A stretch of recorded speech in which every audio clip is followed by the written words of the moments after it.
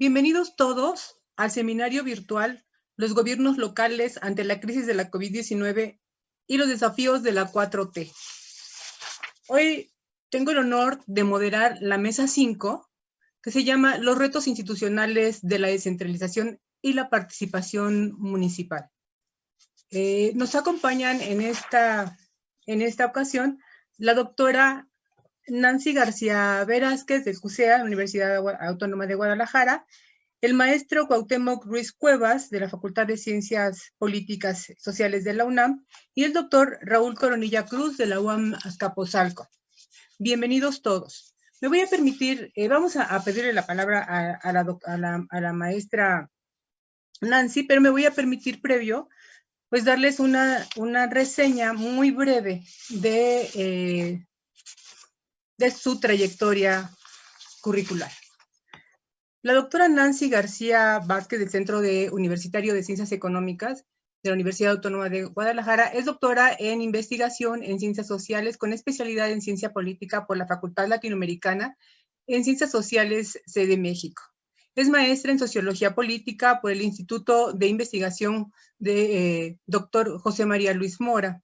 Tiene la licenciatura en ciencia política y administración pública por la Universidad Nacional Autónoma de México, Facultad de Ciencias Sociales. Tiene diplomado en la cátedra INEGI-CUSEA, un curso internacional de gestión pública para resultados y evaluación de programas públicos, un diplomado en gobierno y gestión local en el Centro de Investigación y Docencia Económica CIDE. Tiene también participación en los procesos de investigación y evaluación asociados a los derechos humanos en la educación. Bienvenida, Nancy, y le vamos a dar la palabra en este momento para ver su ponencia. Hola, buenos días a todas y a todos. Yo me voy a concentrar en discutir cómo ha estado la gestión municipal. Voy a compartir mi pantalla en torno al tema de la deuda municipal, que es un tema, que es una, digamos, de mis líneas de investigación. Y básicamente lo que quiero discutir aquí es cómo se ha manifestado el tema de la deuda en los municipios y qué va a pasar o qué creo que va a suceder. Como recordarán ustedes, justamente la semana pasada se flexibilizaron demasiado, a mi parecer, las medidas sobre deuda pública. Entonces, me pareció que es un tema que va a generar mucha controversia, sobre el cual hay que alertar y estar muy pendiente de que no se incrementen las deudas municipales. Entonces, yo quiero partir un poco de la discusión de por qué es importante la deuda, qué es la deuda, y ver algunas de las tendencias de la deuda pública. Entonces, lo primero que quisiera señalar es que desde mi punto de vista, esta emergencia sanitaria ha tenido dos implicaciones muy importantes, ¿no? Es una crisis sin duda y es una crisis en términos de gestión pública que ha puesto a prueba la capacidad de respuesta de los gobiernos de todos los niveles, pero esta capacidad de respuesta, desgraciadamente, por ejemplo, en el caso de México, no ha obedecido a su nivel de desarrollo ni a su liderazgo político, ¿no? Al contrario, creo que la falta de un liderazgo político claro y de una capacidad instalada, sobre todo en términos de salud, pues está evidenciando los riesgos que tenemos para controlar la pandemia. Y en el caso de los municipios, que son, digamos, una solución local, pues como ustedes saben, los municipios tienen muy pocas facultades en términos de salud. Entonces, las pocas soluciones que puedan presentar los municipios, pues son de corto plazo. Y ha habido algunos estudios ya que han revisado qué es lo que están haciendo los municipios en estos meses de pandemia y han generado iniciativas sobre todo de carácter económico, insisto, porque en materia de salud pues están muy restringidos, ¿no? Pero un tema importante es que hay que pensar si parte de estas estrategias económicas se van a sostener en el largo plazo, porque estamos viendo que la pandemia, digamos, se va a extender hasta el otro año. Y entonces habría aquí que alertar si si la deuda pública va a ser un placebo de emergencia para el próximo semestre, ¿no? Por lo menos para el próximo semestre del año o para el próximo año.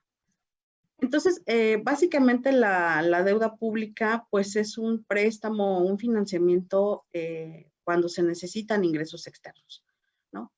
Y es una forma de obtener recursos adicionales más allá de los recursos propios. Entonces, una cosa positiva es que frente a estas necesidades de ingresos adicionales que no estaban contemplados, pues hay ciertos límites a la ley, ¿no? Para empezar, la ley lo que señala es que no se puede utilizar el endeudamiento para fines que no tengan un beneficio social, ¿no?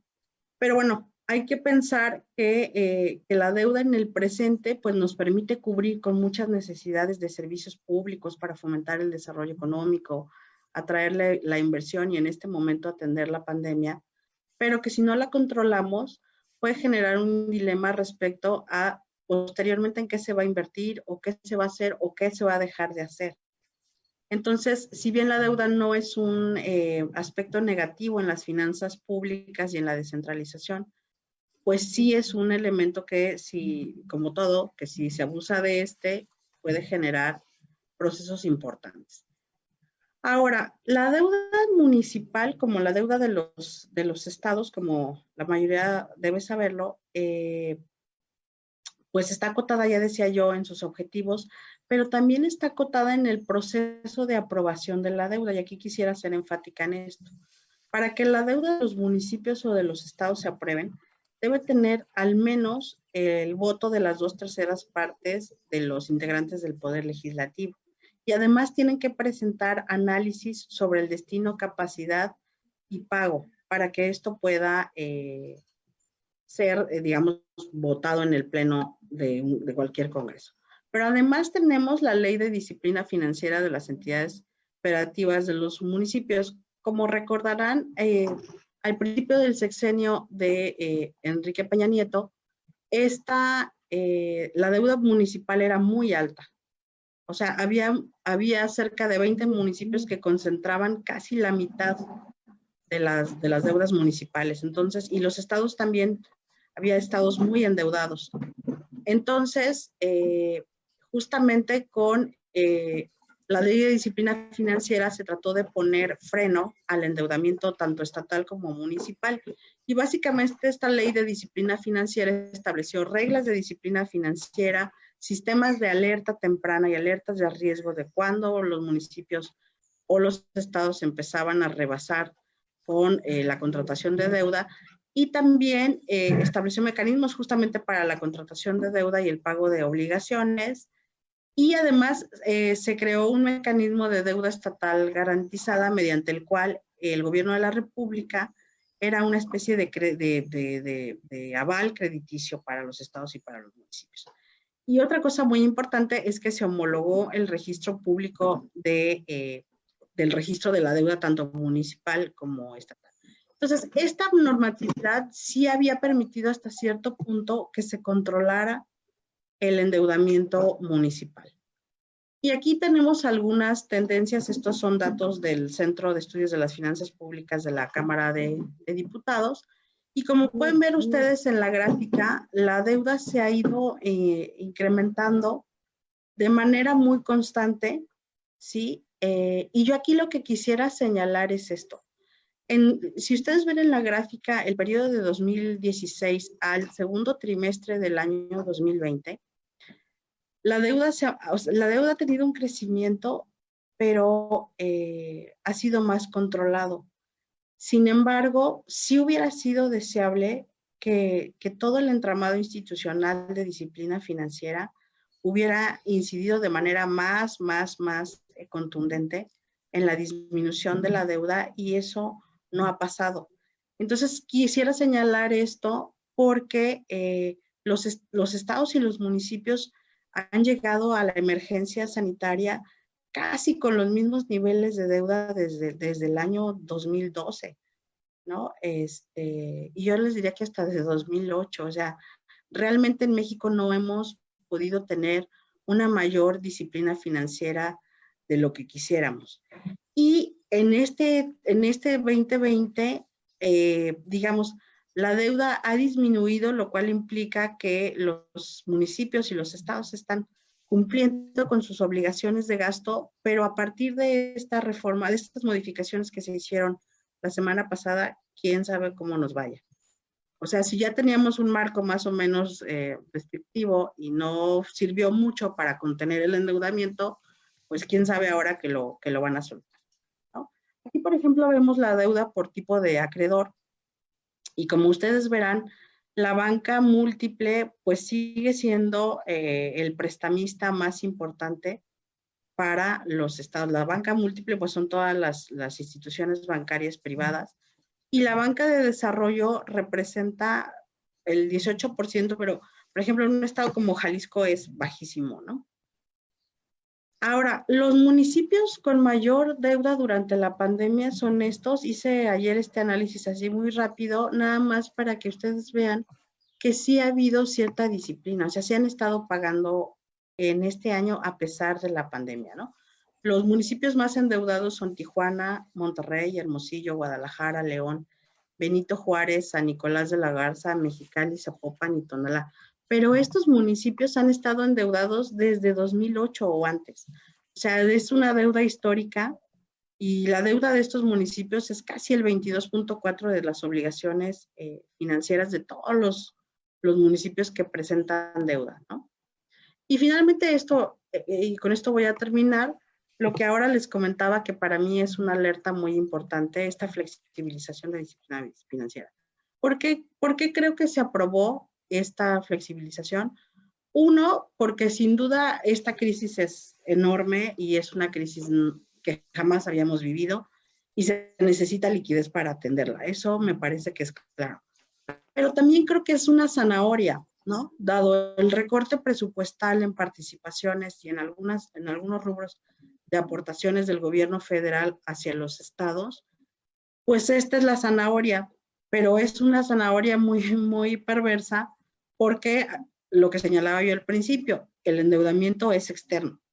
¿Qué se flexibilizó? Bueno, están diciendo que los estados y los municipios pueden diferir pagos de deuda de corto y largo plazo hasta por 12 meses, es decir, prolongar el endeudamiento. Cualquier deuda que se prolonga en el tiempo siempre te va a salir más cara. Las transferencias federales etiquetadas pueden devengarse y pagarse hasta el 2020 o hasta el 2021, es decir, estamos prolongando los plazos, ¿no? Además de que se están prolongando los plazos, se pueden renegociar cosas con créditos ya contratados como, ¿cómo se llama? Como los plazos, las tasas, etcétera, etcétera. Y eso no hay que perderlo de vista, ¿sí? Pueden reestructurar, pueden tener acceso a líneas y a participación internacional, pueden presentar proyectos de alto impacto, ¿sí? Y una cosa también muy importante, aunque se mantiene esta cláusula de que los financiamientos pueden ser autorizados por las 2/3 partes del Congreso, de todas maneras, no hay restricciones tan claras como en la Ley de Disciplina Financiera sobre la renegociación de las deudas. Entonces, hasta aquí voy a dejar mi intervención. Me parece que sí tendremos que poner mucho énfasis en lo que se vaya a renegociar y a contratar en términos de deuda municipal y estatal para el 2021. Gracias. Muchas gracias, Nancy. Las preguntas las vamos a estar haciendo por el chat. Les vamos a dar oportunidad a los siguientes dos ponentes y al final hacemos la ronda de participaciones recopilando las preguntas que tenemos en el chat para que esto vaya siendo un diálogo un poco más dinámico. ¿Sale? Vamos a darle la palabra al doctor Cuauhtémoc Paz Cuevas. No sin antes decirles a ustedes que sin duda la pandemia pone a prueba más de una cosa en la administración pública y en el hacer y hacer de la dinámica social, ¿sí? Y estamos viendo, ayer vimos específicamente en materia de salud y cómo estaban las cifras, ¿no? Sin embargo, hoy en esta mesa de la descentralización estamos viendo otras aristas, ¿no? Una arista muy importante es la deuda y la participación municipal. Y el discurso que hoy se tiene, ¿no? Para que pareciera este discurso, algunos analistas lo llaman separatista, a mí me parece todavía muy fuerte el término. Sin embargo, la narrativa es delicada, la narrativa discursiva es delicada en este ámbito político en México, no se diga la parte económica, financiera, la indisciplina financiera, la indisciplina fiscal que nos caracteriza y el non plus ultra de presidente que tenemos desde mi óptica, ¿no? Que cierra aquí, entrará en detalles. Pero bueno, vamos a darle la palabra al maestro Cuauhtémoc Paz Cuevas. Nos da mucho gusto que nos acompañes, Cuauhtémoc. Realmente tu desempeño, tu experiencia en el ámbito público habla por sí mismo y pues de amplio currículum. Me voy a permitir solamente mencionar algunas cosas que siempre me voy a quedar corta al respecto. Entonces, el maestro Cuauhtémoc es maestro en Desarrollo Regional por el Colegio de la Frontera Norte y licenciado en Ciencias Políticas y Administración Pública por la Facultad de Ciencias Políticas y Sociales de la UNAM. Su tesis de maestría fue reconocida como mejor proyecto de investigación del Colegio de la Frontera Norte y su tesis de licenciatura recibió 2 menciones honoríficas por la UNAM y por el Instituto de Investigaciones Legislativas de la Cámara de Diputados del Congreso de la Unión de 1998. Desde 2019 es coach internacional profesional certificado por la International Coach in Consult New York. Y a su paso por la Administración Pública Federal trabajó en el Instituto Nacional para el Federalismo y el Desarrollo Municipal de la Secretaría de Gobernación, donde ocupó importantes encargos, importantes puestos con un desempeño bastante notorio. En el ámbito legislativo fue asesor de la Comisión de Fortalecimiento del Federalismo en la 53 legislatura, fue secretario técnico de la Federación Nacional de Municipios de México, secretario ejecutivo de la Red de Investigadores en Gobiernos Locales Mexicanos, SIGLOM, es catedrático de la Facultad de Ciencias Políticas y Sociales de la UNAM, y en temas internacionales dirigió el Centro para la Profesionalización de los Gobiernos Locales en América Latina, el PROLOCAL. Pues sin duda, siempre me voy a quedar corta hablando de tu currículum, Cuauhtémoc.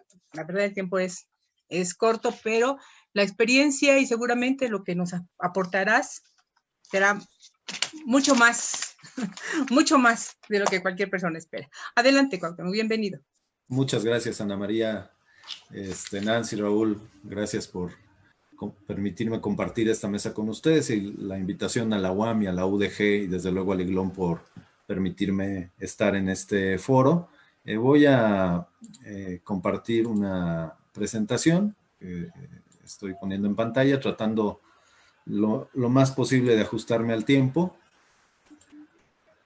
Bueno, pues con relación al contexto del seminario del cual estamos formando parte, yo tomaré aquí estos 2 temas, tanto el COVID-19 como la cuarta transformación, con ciertas pinzas, ¿no? El COVID-19 sí es un fenómeno, un tema coyuntural que nos está planteando retos y cuestiones importantes que genera finalmente un cambio de época a nivel mundial. Pero en este caso, en el caso concreto de nosotros, del tema que nos atañe, pues como dice ahí la diapositiva, evidenció la incapacidad institucional de los gobiernos locales para hacer frente a la pandemia. Creo que nos ha quedado todavía más que claro que con el diseño institucional que tienen los estados, los municipios, etcétera, no tenemos la capacidad de enfrentar en la medida no solo de lo que nos plantea el COVID, sino de sus propias competencias constitucionales, pues no tienen capacidad para responder y hacer frente a la pandemia. Y con respecto a la cuarta transformación, perdón si hiero susceptibilidades, para mí es un eslogan, ¿no? No es un hecho y por lo tanto para mí no es elemento pertinente como marco conceptual o temporal de análisis, ¿no? Si queremos utilizar referencia temporal, pues podemos decir el sexenio 2018-2024 o el gobierno del presidente López Obrador, pero el tema cuarta transformación y ponerlo como título incluso de una actividad académica, me parece que falta un tanto al rigor científico que nos debería caracterizar. Pero bueno, pues mi argumento, mi tesis es que hubo una descentralización interrumpida. Lo planteo a manera de árbol de problemas, como sería en la metodología de marco lógico, donde tengo un problema central aquí ubicado, que es justamente que hubo una interrupción de la descentralización o de los procesos de descentralización de los 90s, consecuencia de un retardo en los procesos de descentralización que se iniciaron temprano en la década de los 90s, y también pues la propia alternancia del año 2000, que si bien no es un problema propiamente dicho, sino es un triunfo ciudadano, pues bueno, también rompió la trayectoria que se venía trabajando. Y en consecuencia tenemos un incremento en la incapacidad institucional de los gobiernos locales, una concentración considerable de poder en los estados, aunque incapaces de resolver muchos problemas, una terrible debilidad institucional por parte de los gobiernos municipales, ya lo vamos a ver más adelante, una terrible, muy grave dependencia financiera por parte de los estados y sobre todo de los municipios. Ahí abordaríamos quizá el tema también de la deuda, aunque ya lo explicó con bastante detalle la doctora Nancy, y se transfirieron los conflictos solamente en la descentralización interrumpida, sin generar ni la capacidad institucional ni financiera para responder a ellos. Entonces empezaría por el tema de la interrupción de la descentralización. Los procesos de descentralización que se iniciaron en los 90 los voy a enlistar rápidamente. Fue el Acuerdo Nacional para la Modernización de la Educación Básica de 1992 y que continuó prácticamente hasta el año 2000. Los servicios de salud, con el Acuerdo para la Descentralización de los Servicios de Salud del 96. Si ustedes recuerdan, antes de 1994 existió el Programa Nacional de Solidaridad y para el ejercicio fiscal de 95 se descentraliza la mitad del ramo 26, que se llamó en ese tiempo Solidaridad y Desarrollo Regional, hacia los municipios. Y este punto es bien importante porque es el origen de lo que en los municipios se conoce como ramo 33, que es parte del gran ramo 33 de 8 fondos que opera en el presupuesto de egresos federal, pero esta es la parte más importante, el Fondo de Aportaciones para la Infraestructura Social en su vertiente municipal, que tiene su origen en el Programa Nacional de Solidaridad y en el ramo 26. También se fortalecieron o se buscó fortalecer los sistemas DIF locales, el CAPSE, que es el Comité Administrador para el Programa Federal de la Construcción de Escuelas, algunos temas de fortalecimiento municipal, pago de deudas, derechos de agua, etcétera. La creación del Sistema Nacional de Seguridad Pública en el 95 también, la educación tecnológica y la educación de adultos. Estos elementos formaban parte de una estrategia más o menos integral, sí diseñada desde el centro, sí en algunos casos impuesta, pero para que lo veamos con mayor claridad, cada uno de estos elementos estaba vinculado a justamente una estrategia de asignación de fondos a las entidades federativas y los municipios para complementar el ciclo de la descentralización. Y entonces estamos hablando de la creación del ramo 33, ahora sí en su conjunto, y estaban los siguientes fondos: el Fondo de Aportaciones para la Educación Básica, el Fondo de Aportaciones para los Servicios de Salud, el Fondo de Aportaciones para la Infraestructura Social en la vertiente municipal, el Fondo de Aportaciones Múltiples, el Fortamun, el Fondo de Fortalecimiento para los Municipios y en su momento las delegaciones del Distrito Federal, hoy demarcaciones territoriales de la Ciudad de México,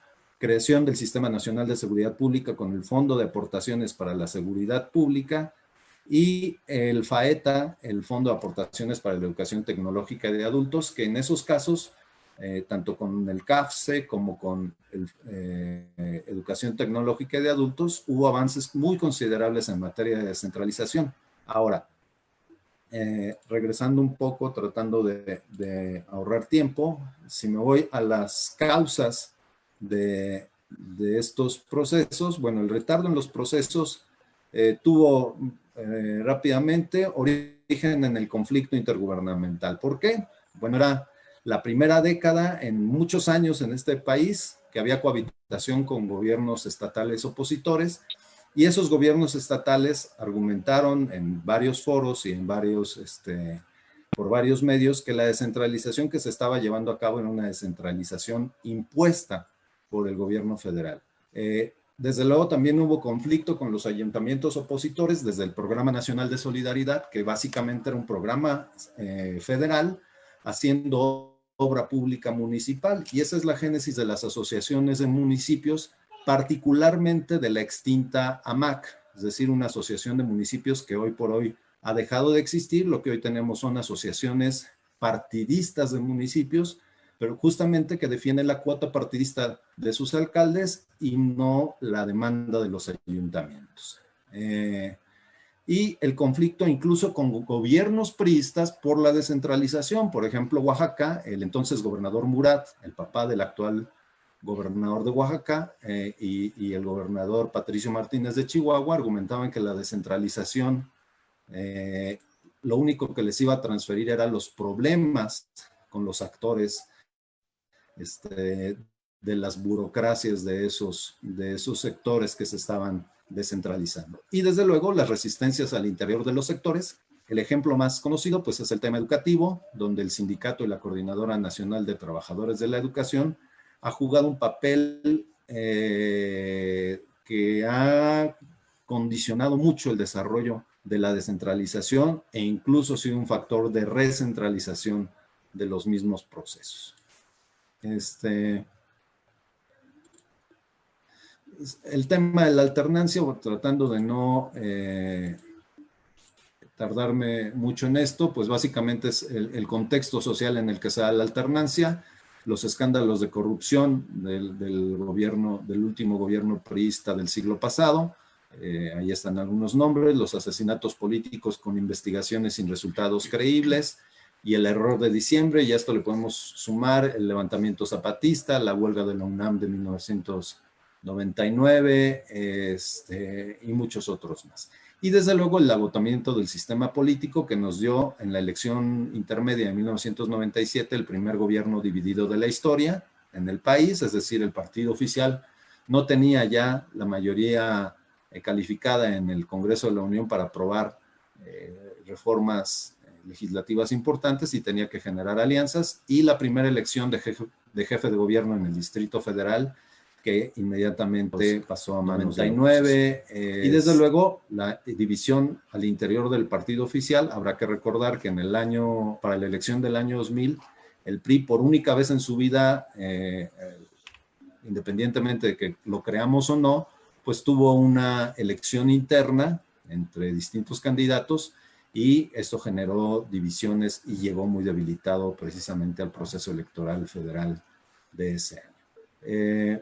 Y me voy a los efectos, tratando, no sé si me estoy pasando mucho de tiempo, los efectos de esta interrupción de la descentralización. Pues desde luego incapacidad institucional, no se completó el ciclo de generar capacidades, particularmente en las administraciones municipales, y hay que recordar también que durante los primeros años ya de este siglo XXI, los primeros 2 sexenios, se acusó a los gobernadores de concentrar el poder, de generar virreinatos estatales, ¿no? Donde precisamente ellos terminaban siendo los ganadores del proceso de descentralización. No pudo articularse, aún con el esfuerzo de la creación del INAFED, de la agenda desde lo local, de los procesos que pudimos incluso no solo atestiguar, sino acompañar en el gobierno federal, a final de cuentas no se pudo articular un programa real de descentralización ni fortalecimiento institucional. Había esfuerzos muy destacables, pero desarticulados unos de otros. Y desde luego la transferencia de recursos continuó, pero sin una estrategia paralela de desarrollo institucional como la que veíamos hace rato en la primera diapositiva que presenté. Regresando aquí al árbol de problemas, otro efecto negativo fue la dependencia financiera. A nivel municipal se generó una profunda dependencia financiera con respecto de las participaciones, pero sobre todo del ramo 33, que fue el punto fuerte de la descentralización a finales de la década de los 90 y que hasta este año tenía una proporción en dependencia financiera más o menos del 70 y tantos por ciento, 75% de dependencia financiera con respecto de las participaciones federales. Esto quiere decir que hay municipios en el país que no generan un solo peso de recaudación propia, es decir, dependen absolutamente de los recursos federales y en su caso, pues de los estatales que se les transfieren. Hubo una convención nacional hacendaria convocada por el presidente Fox en 2004, pero que no logró plasmarse en cambios legislativos y políticas públicas de fondo. Sí hay temas importantes en los que se ha trabajado, la creación de la armonización contable, el tema desde luego de la deuda, aunque como lo explicaba la doctora Nancy, tiene su punto crítico en el gobierno de Enrique Peña Nieto, etcétera, ¿no? Pero el enfoque integral de la hacienda municipal no se pudo consolidar, aunque hay propuestas muy interesantes surgidas de la Convención Nacional Hacendaria. Muchas gracias. La descentralización financiera se centró en el gasto público y en el control del mismo, no en fortalecer la autonomía de las haciendas públicas locales. Por lo tanto, otra vez, no se articuló la transferencia de recursos con desarrollo institucional. Y para terminar, se transfirieron los conflictos, presiones y chantajes en el caso de la descentralización educativa, es decir, la Coordinadora Nacional de Trabajadores de la Educación, que en el sexenio anterior pues, nos llevó a la recentralización de la nómina magisterial. Los temas de corrupción, por ejemplo, el tema de la compra de medicamentos, el caso Tabasco, el caso Veracruz son importantes referentes al tema y lo que llevaron como consecuencia la recentralización de la compra de medicamentos de manera consolidada, las presiones y cooptación por parte de la delincuencia organizada de los gobiernos municipales y que tuvo como consecuencia la creación del mando único estatal, y se culpó particularmente a los municipios, como ya mencionaba la doctora Nancy, de un sobreendeudamiento, aunque como también dice ella, solo 20 municipios o 10 municipios concentran más del 20% de la deuda, y al final del sexenio pasado la proporción era que los estados tenían en su deuda total el 10% o el equivalente al 10% de la deuda nacional y los municipios más o menos también el 10% de la estatal. Es decir, si comparamos municipios con federación, la deuda municipal es apenas en comparación el 1% de la deuda nacional, sin considerar cómo ha crecido la deuda federal en lo que va de esta administración. Y guardaría esta última algunas directrices para la siguiente intervención. Una disculpa por el tiempo que pude haberme excedido. Ok. Muchas gracias, Cuauhtémoc. El tema por demás importante, y habíamos comentado que lo que se trata era de discutir las diferentes aristas que están en tema materia COVID, política pública, en todas las dinámicas, en todas las esferas sociales, en este gobierno de la Cuarta Transformación, también llamado de la 4T. No es una cuestión de alabo a nadie, simplemente es qué está pasando hoy por hoy. Vamos a dar la palabra al doctor Raúl Coronilla Cruz, además de ser un eminente investigador de la Universidad Autónoma Metropolitana, un gran amigo. Bienvenido, Raúl. Y bueno, el doctor Raúl Coronilla Cruz obtuvo la licenciatura en Administración por la Universidad Tecnológica de México. Es maestro en Administración Pública por el Centro de Investigación y Docencia Económica CIDE y doctor en Estudios Organizacionales por la UAM Iztapalapa. Tiene una estancia doctoral en la Escuela Superior de Comercio de Dijon, Francia, y terminó el diplomado en Finanzas por el Instituto Tecnológico de Estudios Superiores de Monterrey. Se ha desempeñado como consultor para la Organización de Naciones Unidas para la Alimentación y la Agricultura, la FAO, y para el Centro Latinoamericano de Administración para el Desarrollo, el CLAD. Ha sido consultor en temas de evaluación de programas públicos, diseño organizacional y finanzas portuarias. Actualmente es profesor de tiempo completo en la Universidad Autónoma Metropolitana Unidad Azcapotzalco, en donde, bueno, participa en diferentes cursos, tanto de licenciatura como del posgrado, además de ser articulista en varias revistas nacionales e internacionales. Bienvenido, doctor. Adelante. Gracias, Ana María. Y pues bueno, muy honrado por estar aquí compartiendo esta mesa con mis compañeros. Voy a apurarme. Voy a presentar unas reflexiones, en este caso más de tipo general, muy diferente a lo que presentaron mis compañeros, más de tipo teórico y general sobre el tema de los municipios. Bueno, aquí está la mesa y permítame.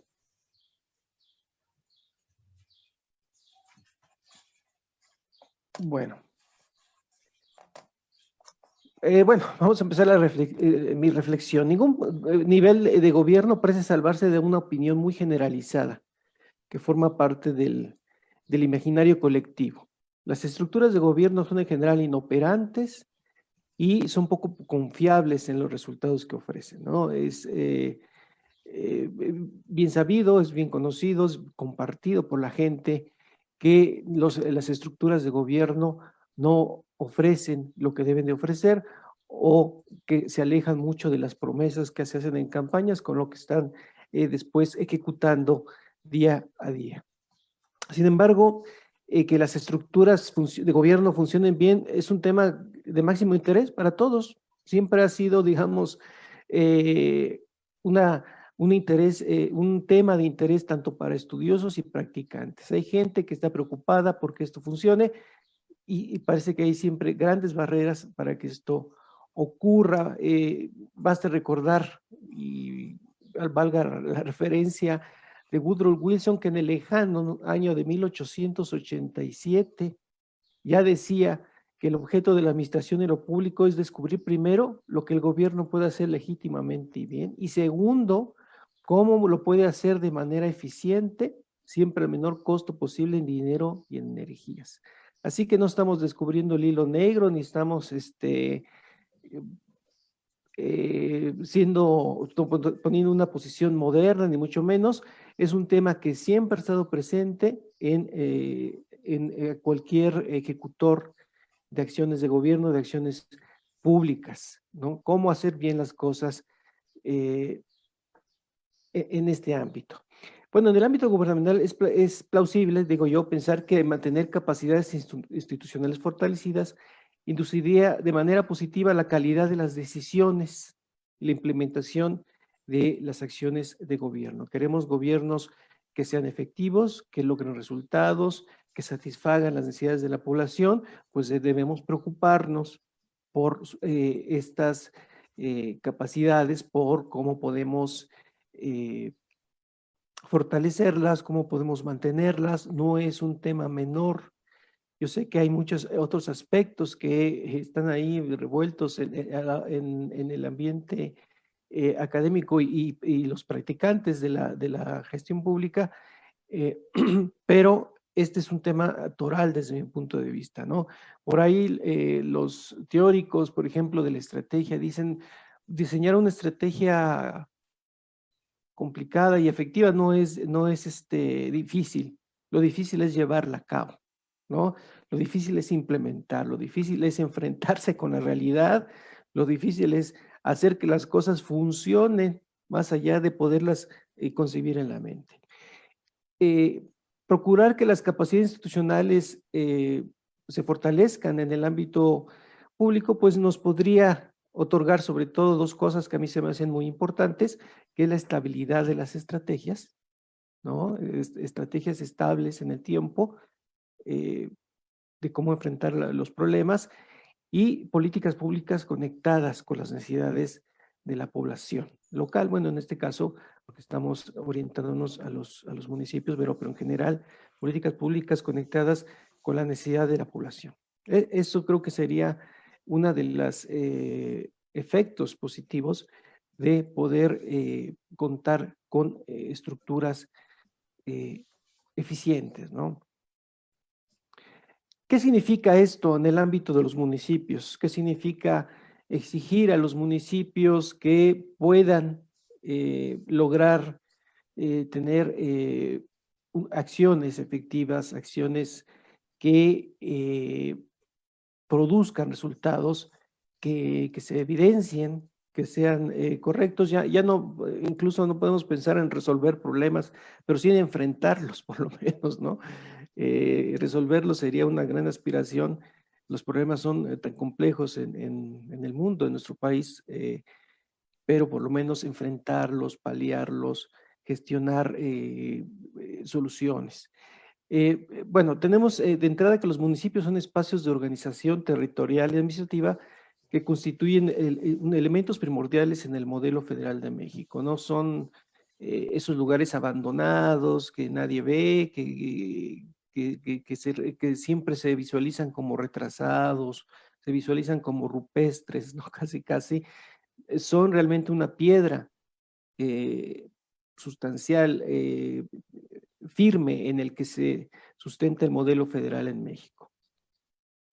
A través de ellos, de los municipios, podemos inducir dinámicas de desarrollo social y económico con el propósito de obtener un equilibrio regional, por ejemplo, ¿no? Y pues, sobre todo, y muy importante, consolidar el modelo democrático que está diseñado o que está dispuesto en las leyes nacionales. Entonces, es un tema, por un lado, la gestión y la capacidad institucional, por el otro lado, los municipios, son temas que no se pueden simplemente quitar o eludir a la hora de hablar de cómo un gobierno puede enfrentar problemas, ¿no? Esos dos elementos están y estarán siempre presentes. Bueno, ¿qué nos encontramos? Esto lo digo, obviamente, es muy sabido ya, a pesar de la importancia del concepto del local, en la estructura del orden institucional en México, son muchas las limitaciones y los problemas que aquejan a esta esfera de gobierno. A Rodolfo no le gusta que digamos nivel de gobierno, y ya me instruyó de que no dijera eso, que dijéramos esfera de gobierno o ámbito de gobierno, y de ahí me he basado, ¿no? Temas como la inseguridad, deterioro económico, una urbanización anárquica, estos son solo ejemplos, ¿no? La lista es muy larga. El predominio de una cultura centralista, estructuras débiles, la presencia de un profundo deterioro ambiental, son cosas que aquejan a los municipios día a día. Y ahora, como una mala lotería, en el 2020 nos hemos ganado este factor inesperado, la llamada pandemia de COVID-19, como un factor de descomposición permanente para los gobiernos, desde mi punto de vista, tanto en su contexto inmediato como en su operación, digo, su contexto inmediato, digamos, externo, como de su operación interna. Yo sé que, y lo han mencionado mis compañeros, acciones sobre salud o sobre enfrentamiento directo con la pandemia no es el ámbito más adecuado. Sin embargo, creo que tiene un papel muy importante para enfrentar esta crisis, ¿no? Contacto directo con la población para información y vigilancia, ¿no? Estrategias de mitigación de contagios, apoyo a la actividad económica que ha sido dañada recurrentemente por esta crisis sanitaria, definición de áreas de emergencia, ¿no? Ellos son o los gobiernos locales son los que tendrían el principio de definir cuáles son las áreas que están en mayor o menor emergencia y su vinculación positiva con los ámbitos de gobierno, y los otros ámbitos, el estatal y el federal, para implementar medidas coherentes, ¿no? Que puedan ser efectivas. Entonces, el papel del municipio aquí frente a esta crisis sanitaria no es menor, y aunque no tenga atribuciones en salud o ese tipo de cosas, creo que puede hacer mucho para apoyar y para enfrentar esta condición, esta crisis terrible. Yo he tomado para comentar estas dimensiones de los municipios que tienen mucho que ver con esta capacidad de actuación, ¿no? Y que normalmente son elementos que juegan a la hora de determinar si la estructura o la capacidad de una organización es poderosa o no lo es. Son los recursos humanos, los sistemas de gestión, el diseño y contexto institucional y el entorno económico, político, social del país. Estos elementos, desde mi punto de vista, son los que juegan. Puede haber otros, pero estos son los que juegan, digamos, a la hora de determinar si una organización juega con capacidades de actuación o juega con discapacidades o incapacidades a la hora de enfrentar los problemas. Para empezar, los recursos humanos, por ejemplo, ¿no? Los gobiernos municipales han presentado un desempeño administrativo errático para el cumplimiento de su amplia agenda pública. Eso no es extraño, todo el mundo lo conocemos. Se destaca la debilidad de las estructuras administrativas, la limitada competencia de los funcionarios, que mucho tiene que ver con una inadecuada adaptación de perfiles de puestos, ¿no? Elevada rotación de personal, las preferencias de sus cualidades políticas más que de las cualidades técnicas, el escaso aprendizaje organizacional que estas organizaciones mantienen a lo largo del tiempo. Los municipios son, no sé si no quiero utilizar palabras inadecuadas, pero como barriles en fondo, ¿no? Todo lo que se logra en una administración se cierra y se va, y otra vez cada año, cada periodo, no hay un aprendizaje, no hay una valoración de lo que se sabe y de lo que se ha hecho a través del tiempo, ¿no? Como todos sabemos, se carece de un servicio civil de carrera, lo cual va en detrimento de la profesionalización, del reconocimiento del mérito y el desempeño, ¿no? Este es, digamos, comentarios generales sobre el panorama de los recursos humanos en el municipio. Y bueno, y ahora se complica más con esta crisis sanitaria, ausencias de personal en las oficinas durante esta nueva normalidad que le han llamado así, oficinas cerradas o abiertas parcialmente, trámites detenidos y postergados, ¿no? Dificultad de estas estructuras para determinar quién es ese personal esencial para llevar a cabo las funciones que no pueden postergarse y además que no sea de alto riesgo, ¿no? De repente tenemos quizá personal preparado, pero tiene características que preferirían no estar presente en su centro de trabajo. La necesidad de implementar protocolos para garantizar un espacio laboral que observe la seguridad física y emocional de todos los trabajadores que participan en el municipio, la atención que ahora tienen las personas al estar en un lugar de trabajo, atendiendo gente, estar presentes en lo que antes era un ambiente cotidiano para todos nosotros, que era la oficina, que nos concentrábamos en trabajar o en estar grillando quizá, pero no había este desgaste tan tremendo que ahora se tiene. Es un lugar de riesgo el trabajo, ¿no?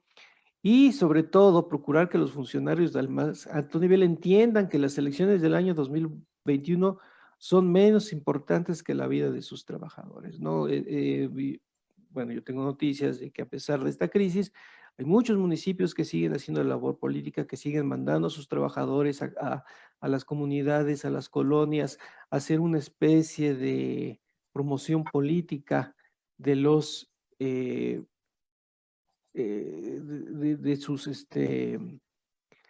su partido al que pertenece, ¿no? Y esto parece ser un tema que rebasa cualquier consideración sobre el personal del municipio. Voy a tocar este otro punto y aquí me detengo para no desbordar el tiempo. Los sistemas de gestión. En México no se ha logrado fortalecer y dar continuidad a los avances administrativos municipales. En general, la capacidad de gestión de los gobiernos locales mexicanos es muy desigual e inestable. No hay normalización en los procesos al interior de las organizaciones de gobierno, rutinas, procesos contables, gerenciales, operativos y administrativos. Estos presentan diferentes retos a las estructuras y no son bien abordados. Un factor importante, yo hablé hace rato del aprendizaje, pero por ejemplo la innovación y el aprendizaje de organización, conceptos que pueden aparecer al nivel local, pero solo de manera eventual y limitada. Así que se carece de incentivos que propicien una planeación sistemática y persisten sobre todo los modelos clientelares en las administraciones locales. Y ahora, como tenemos, aparte de todo esto, nuestra complicación por los momentos que vivimos actualmente, que ya no son momentos, y no ya son horas, y ya son días, y ya son meses. Cualquier acción que pretenda enfrentar la crisis sanitaria debe basarse en procesos de gestión efectivos. La urgencia de las acciones desplaza la búsqueda de objetivos que en otro momento serían pertinentes, es decir, se deben de concentrar desde el punto de vista en la crisis sanitaria más que en otros elementos de la agenda, ¿no? En ese marco, por ejemplo, sería muy relevante definir prioridades y metas, ¿no? Más o menos 4 o 5 metas prioritarias claras y objetivas y perseguirlas, creo que sería una de las posiciones a tomar. Y la base del trabajo municipal debería ser una cultura de cooperación y contar con la organización del trabajo en equipo. Es decir, ante esta crisis, los municipios tienen que responder, si no lo han hecho anteriormente, con algún tipo de medidas de corte organizacional y gerencial que propicien que puedan seguir funcionando y que puedan lograr algún tipo de efecto positivo entre la población. Sería de entrada.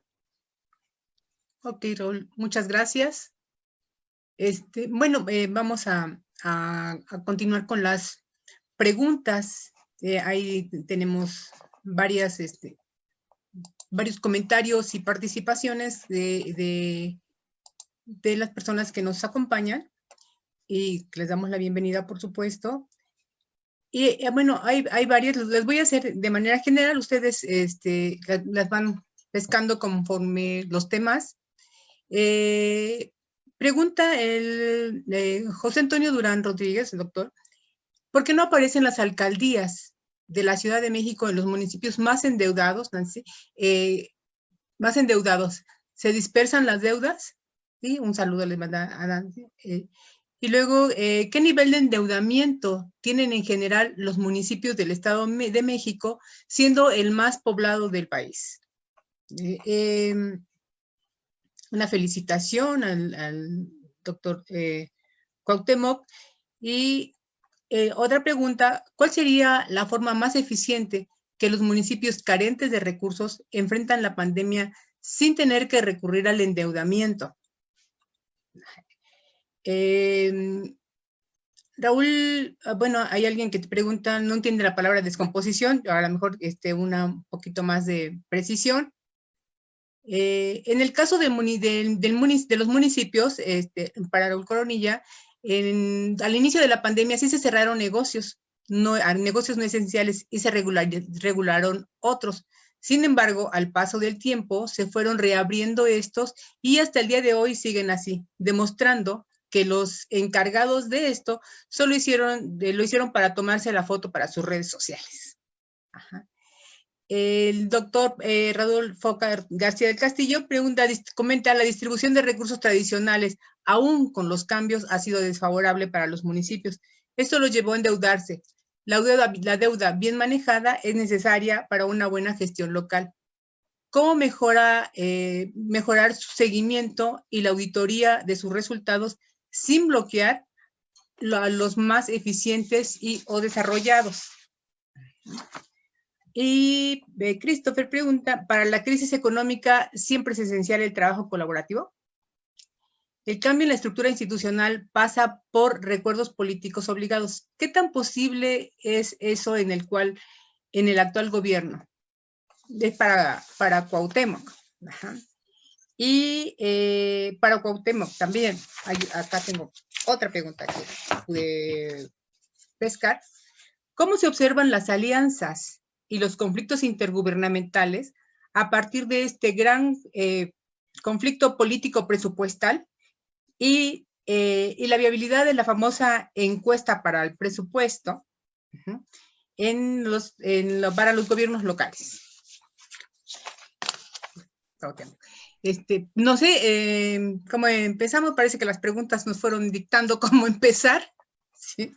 Sí, si gustas, respondo las de deuda. Bueno, mira, en el caso de las alcaldías, pues no son exactamente igual que los municipios, y la Constitución de la Ciudad de México no les permite endeudarse. Entonces no tienen posibilidad. Y no hay, pues, como un equivalente, ¿no? En el INEGI no hay, obviamente, datos sobre esto, y en cambio a nivel municipal, pues sí tenemos series históricas de endeudamiento, pero fundamentalmente es que no pueden endeudarse, ¿no? No pueden contraer deuda. Ahora, en el caso del Estado de México, fíjate que sí, de acuerdo con los datos del Centro de Estudios de las Finanzas Públicas y con los datos de Hacienda, el Estado de México es el segundo estado más endeudado después de Jalisco. En términos de municipios, es el segundo estado del país con mayor endeudamiento. Y los municipios del Estado de México sí han presentado problemas de liquidez para cubrir las deudas durante la pandemia. Ahí más que la población, pues es el monto de lo que se solicita. O sea, sí les han abierto muchísimo la llave para que puedan endeudarse, ¿no? Y justamente el sistema de alertas de riesgo de endeudamiento de la Secretaría de Hacienda, pues ha permitido monitorear, ¿no? La deuda en el Estado de México. Respecto a la pregunta de qué pueden hacer los municipios frente al endeudamiento, ¿cuál sería la forma más eficiente? Pues es que no tienen muchas alternativas, ¿no? La forma más eficiente sería incrementar la recaudación local propia, es decir, subir impuestos como el predial o el del agua o derechos y aprovechamientos. Esa sería la forma más eficiente, pero tenemos ahorita una coyuntura económica, una crisis económica muy severa, y realmente no creo que en todos los municipios pudieran incrementarse este tipo de impuestos. La otra forma en que podrían también, digamos, manejar este tipo de recursos o más bien, generar obra pública, infraestructura sin esto, yo creo que sigue siendo la vía de las asociaciones público-privadas, pero también hay que tomar en cuenta que este gobierno ha, digamos, despreciado ese tipo de mecanismo, ¿no? Más que como una forma de financiamiento externo, lo ha visto con malos ojos, y en ese sentido, pues digamos, al contrario que en el sexenio anterior, que se permitieron muchas asociaciones público-privadas, ahorita más bien como que lo ven mal, y eso ha desincentivado que los municipios busquen fuentes alternativas para generar infraestructura. Y la última pregunta que hacían sobre la distribución de recursos y cómo manejar el seguimiento de la deuda, pues yo creo que aquí otra vez, o sea, el registro único de la deuda pública sirvió, el sistema de alertas sirvió, pero creo que también a nivel de los estados se necesita mejorar la vigilancia de la deuda en los municipios. Y ahí es donde está el talón de Aquiles, porque muchas legislaturas son muy complacientes, como pasó en el Estado de México, y aprueban cualquier presupuesto de deuda, ¿no? Entonces, habría que fortalecer la vigilancia interna desde los estados, dándole más atribuciones a la Auditoría Superior de los estados y al propio legislativo. Por ejemplo, en Jalisco también tenemos un registro estatal de deuda pública, pero no tiene un sistema de alertas, ¿no? Y entonces les decía yo en la ponencia que el riesgo de esta flexibilización que está promoviendo el gobierno federal, pues no viene, estas modificaciones que se hicieron a la ley de disciplina financiera no vinieron con contrapesos claros, y el no tener contrapesos claros indudablemente va a hacer que otra vez tengamos municipios con endeudamientos muy altos. Hasta aquí dejaría mis respuestas. No sé si contesté todas. Gracias, Nancy. Bueno, les comenté el orden de las preguntas, fue marcando el orden de los participantes. Entonces, le vamos a dar la palabra a Raúl. Raúl, te anexo una pregunta más. Dice el doctor Rodolfo, bueno, el cambio en la estructura institucional pasa por acuerdos políticos obligados. ¿Qué tan posible es eso en el actual gobierno? Es para Cuauhtémoc. Perdón. Y para Raúl, ¿cómo propiciar la innovación local ante la crisis y la falta de recursos, Raúl? Entonces, adelante, Raúl, por favor. Yo primero. Sí, ok. Bueno, habían hablado un poco de que por qué puse descomposición. Digo, imagínense una unidad administrativa, una unidad de gobierno, una unidad organizacional que tiene que cerrar de manera semipermanente o permanente, sin tener contacto con su personal, o al tener contacto con el personal está más interesado en no enfermar en lugar de hacer sus diferentes actividades. Una situación completamente nueva que trastoca todos los sistemas de gestión y de decisiones de tipo administrativo y regional, ¿no? Organizacional. Esto es lo que yo considero que es un factor de descomposición. Innovar, bueno, innovar no necesariamente implica grandes gastos, ¿no? La innovación puede centrarse en innovaciones de tipo administrativa, con procesos. Y creo que es no solo posible, sino bajo las condiciones en que estamos, es el único camino que nos queda. El único camino que nos queda es tratar de innovar y sacar ideas que antes quizá no eran prioritarias, pero que ahora tenemos que implementarlas, ¿no? Y a todos los niveles de gobierno, iniciando con los municipios. ¿No? Gracias. Esa sería mi respuesta, Ana. Ok.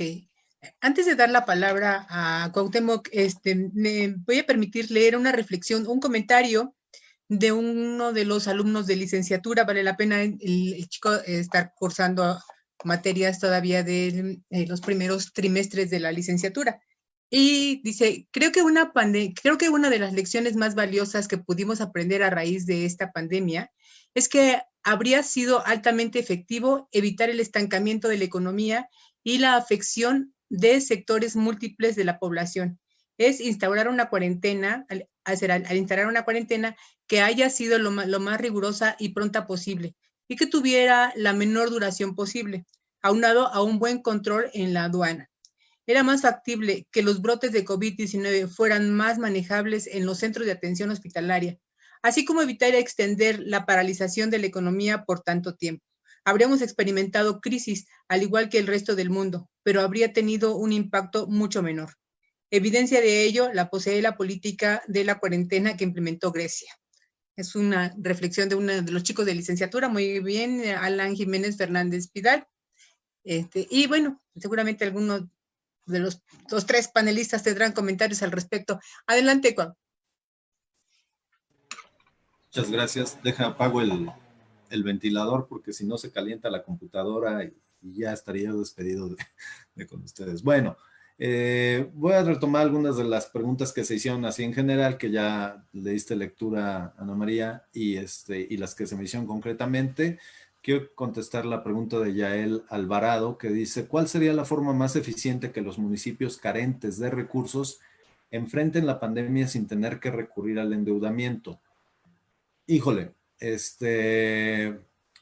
los recursos son muy escasos a nivel municipal, entonces creo que una de las reflexiones que hemos hecho junto con varios colegas al respecto es, número uno, concentrarse en las facultades constitucionales que les corresponden, y aquí hay un experto de ello que es Rodolfo García del Castillo, que esas facultades constitucionales pues remiten a los servicios públicos básicos, sobre todo por el impacto que tienen en la pandemia. Todo este tema del lavado de manos, de higiene, de recolección de residuos sólidos en el tema de la pandemia corresponde a los municipios.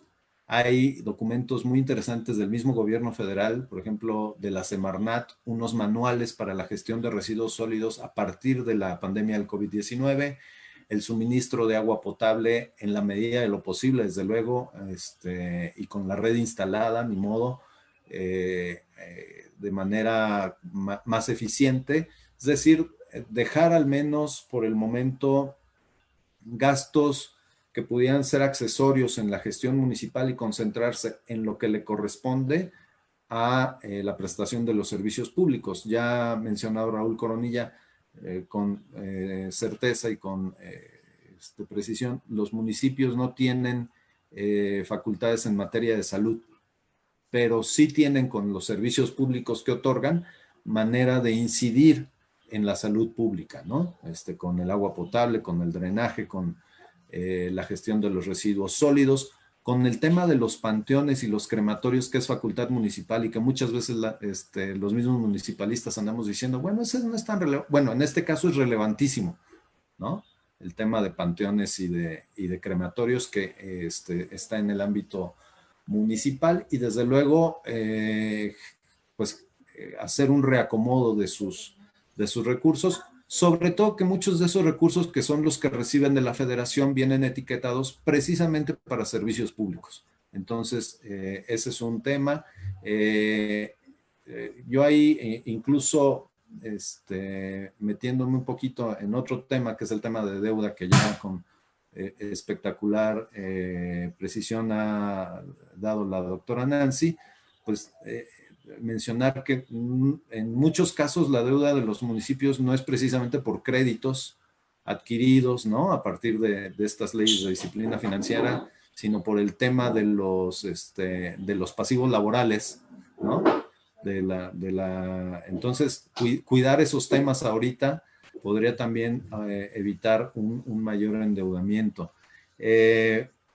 Santiago Lechuga preguntaba una opinión sobre la frase acciones para el combate a la corrupción y mejoras a la fiscalización de los recursos públicos. Pues yo diría más que acciones para el combate a la corrupción es efectivamente tomar medidas, ¿no? Claras. Están los trabajos del profesor Mauricio Merino, del doctor Merino y de toda la red del Programa Interinstitucional de Rendición de Cuentas, donde habla precisamente de concentrarnos en meter controles en la administración pública, que finalmente son los espacios por donde nos vamos, más que andar correteando corruptos, ¿no? Que eso es importante y que hay que hacerlos pagar por sus acciones, ¿no? Pero quitar los incentivos que permiten en las administraciones públicas el tema de la corrupción. Y ya mencionaba yo el tema de la fiscalización. Decías, en el tema financiero se concentró más el asunto en la descentralización del gasto y en el control que en un sistema integral hacendario justamente que abordar estos temas. Perdón, me trato de apurar. Rodolfo García del Castillo decía, el cambio en la estructura institucional pasa por acuerdos políticos obligados. Bueno, ya no presenté la última diapositiva, Rodolfo, pero justamente uno de los temas es este. ¿Qué tan posible es que eso suceda en el actual gobierno? En este gobierno, imposible, ¿no? Preséntanos la diapositiva. A ver, bueno, te la comparto. Se las comparto a ustedes. A ver, y creo que incluso aquí hay respuesta a varias de las preguntas. Algunas directrices en el marco del actual gobierno para la descentralización, dejar de confundir desconcentración con descentralización, que ha sido el discurso del presidente, ¿no?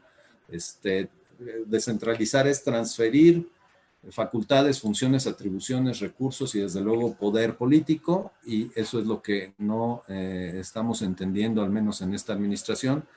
Diseñar un esquema de coordinación entre los tres órdenes de gobierno para operar y acordar primero acordar y después operar la descentralización, no como en los 90s, que efectivamente fue una descentralización desde los escritorios de la Secretaría de Hacienda y otras dependencias, sino articulada hoy que hay gobiernos estatales y municipales más activos y organizados en distintos frentes para sentarse con ellos a acordar. Eso implicaría generar un sistema nacional, como existen para otros temas, protección civil, el mismo sistema de coordinación fiscal, etcétera, pues tener un sistema nacional de descentralización de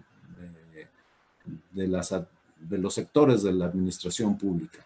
Pasar de un sistema nacional de coordinación fiscal a uno de coordinación hacendaria que no solamente se concentra en el gasto público y su control, sino en fortalecer las capacidades recaudatorias de los gobiernos locales, municipios y estados, a fin de revertir la dependencia financiera de la que ya hablábamos, articular el tema hacendario con el desarrollo de capacidades institucionales, más o menos en el esquema de los 90s, ¿no? Que por un lado estaban los acuerdos en materia de política pública y por el otro lado los recursos a través del ramo 33.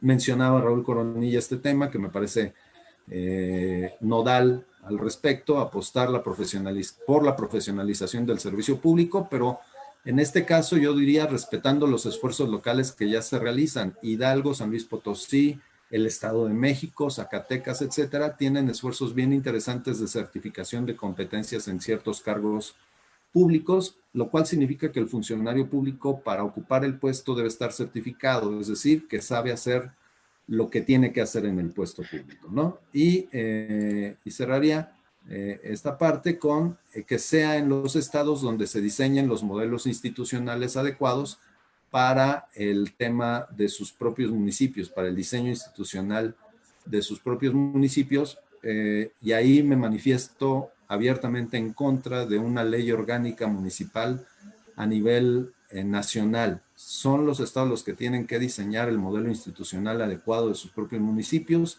en lugares donde hay municipios con población mayoritariamente indígena, en donde hay municipios metropolitanos, en donde hay municipios fronterizos, etcétera. Cada estado, cada entidad federativa identificará la tipología que requiere tomar el modelo de gobierno y el de diseño institucional de sus municipios, y no poner, como lo hicimos desde 1983 en el artículo 115, modelos que son camisa de fuerza a los gobiernos municipales de todo el país. Básicamente con eso, Ana María, esa sería mi diapositiva, y no sé si se me esté ocupando alguna otra, se me está escapando alguna otra pregunta, pero lo dejo aquí para continuar. Sí, hay una pregunta para los tres que engloba la anterior, que era sobre la cuestión de lo que está pasando hoy con los gobernadores, ¿no? Y bueno, Rodolfo García la traduce de esta manera. Para los tres, ¿cuál es su opinión sobre la confrontación con los gobernadores? Ajá. Hace un rato la pregunta era como este conflicto político presupuestal, ¿no? Entonces, empezamos con Nancy. Sí, bueno, ¿qué les puedo decir? Yo ya estoy tramitando mi pasaporte de Jalisco.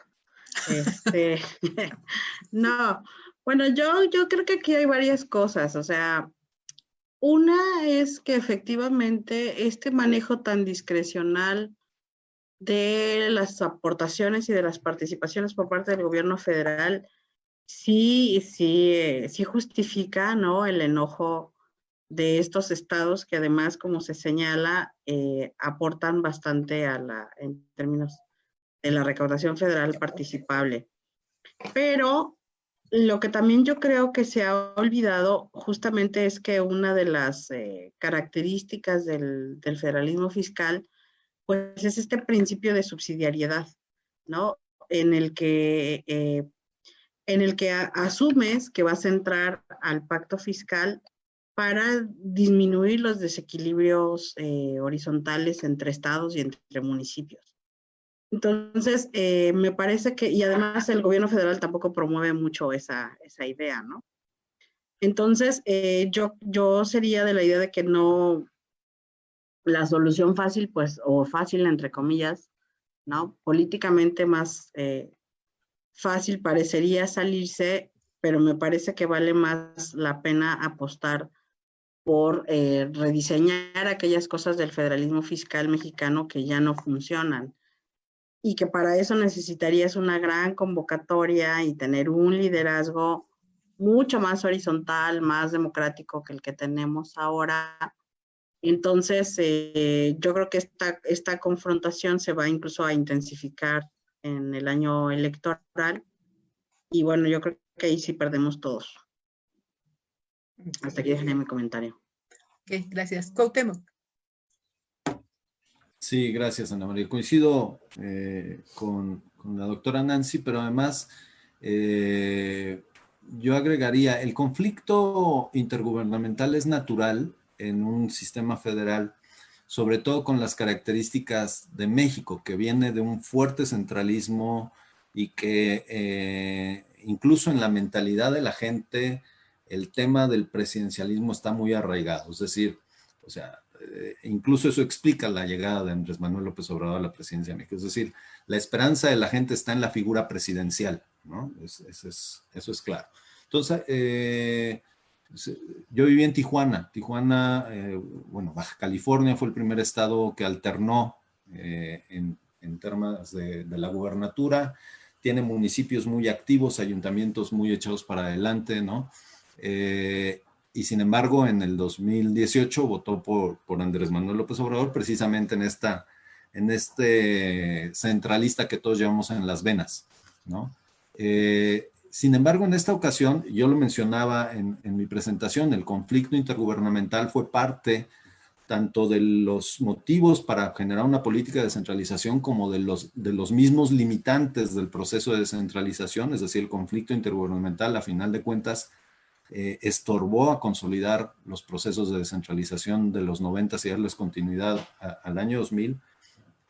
Y en el caso actual, pues bueno, con un presidente de la República que está concentrando el poder de una manera tan marcada, interviniendo los organismos autónomos con su mayoría en el Congreso de la Unión, etcétera, con una buena cantidad incluso de gobernadores afines a su partido, pues, o a su movimiento. El asunto aquí es que hay otra vez un presidencialismo como no lo habíamos visto en décadas, ¿no?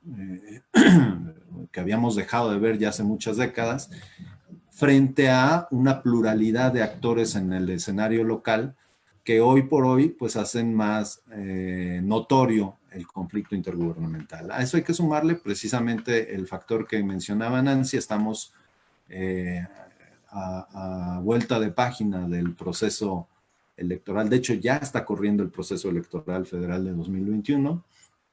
Y entonces ese es un elemento además que mete ruido en función de las posiciones partidistas y las aspiraciones de los gobernadores, de sus partidos y del propio presidente de la República con su movimiento. Entonces eso nos hace notar.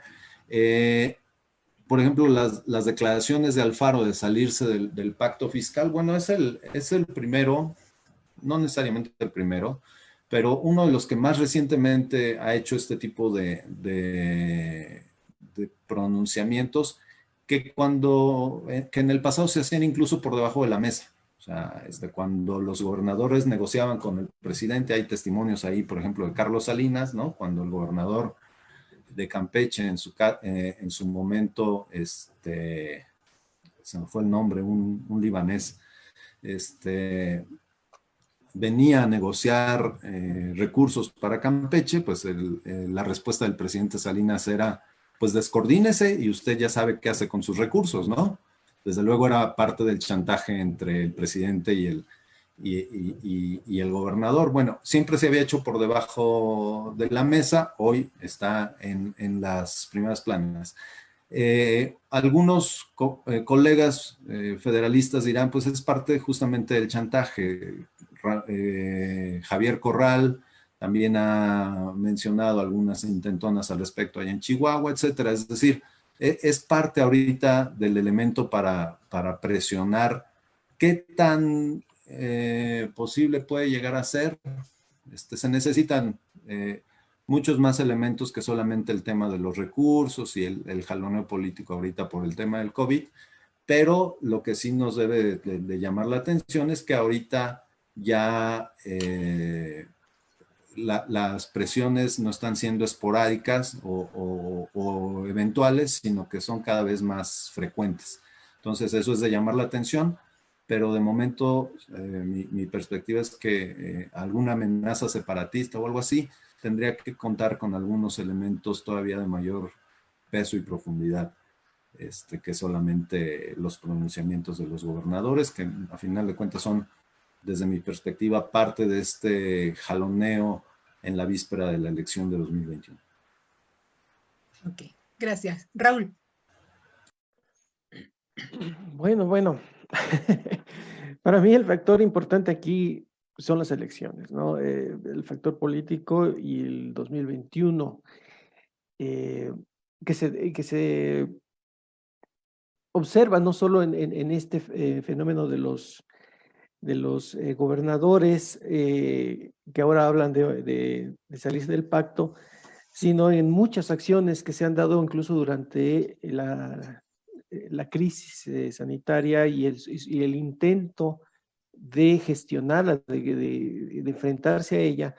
Creo que muchos actores políticos han apostado al desgaste, han apostado a buscar cómo desgastar la figura presidencial, el gobierno en turno, y esta es otra estrategia más de eso y una estrategia muy poderosa. Y, no tengo esta información, pero yo quisiera saber qué ha hecho el actual gobierno federal de distinto del gobierno federal anterior, por ejemplo. Hay leyes que señalan la distribución de recursos, que hay fórmulas de cómo repartir el presupuesto, etcétera. En términos de la cuestión presupuestal y de los recursos, ¿qué ha hecho este gobierno distinto de lo que han hecho otros gobiernos? Quizá ha cortado las líneas de negociación, como decía Cuauhtémoc, el irse por afuera y llegar con el presidente y pedir recursos y negociar apoyos más allá de lo que ya les había quizá otorgado, no lo sé. Pero creo que sobre todo, sin desconocer que hay un contenido, obviamente, hay recursos escasos, hay centralización, desde luego, esa es una cosa no de este gobierno, sino de muchos años. Sin desconocer eso, creo que sobre todo anima este tipo de estrategias la cuestión política y la cuestión política del próximo año. Yo por ahí apunté en una frasecita de mi exposición desde hace rato que ojalá las autoridades de los municipios consideran que las elecciones de 2021 son menos importantes que la vida de los trabajadores y su salud. Eso definitivamente no va a pasar. Los agentes políticos en este país están pensando sobre todo en el próximo año, qué elecciones va a haber, cómo le quitamos el gran pastel que ahora tiene la llamada 4T. Estoy de acuerdo con Cuauhtémoc, bueno, pero es el nombre que ellos se han dado. Es el nombre que ellos se han dado. Y cómo quitarles ese trozos de ese pastel. Y todos estos son estrategias recurrentes. Tenemos liderazgos políticos. El gobernador de Jalisco es un evidente o por lo menos explícito líder que no solo en este tema, en otros temas está constantemente hablando, ¿no? Ah, es que en el gobierno federal no usan, dicen que no usemos barbijos, o cómo le llaman, Cubrebocas. cubrebocas. Ah, pues yo voy a usar y el que no lo use aquí en el estado lo voy a castigar y no sé qué. A los pocos tiempos ya tenía una persona fallecida porque los policías lo habían golpeado por no usar el cubrebocas.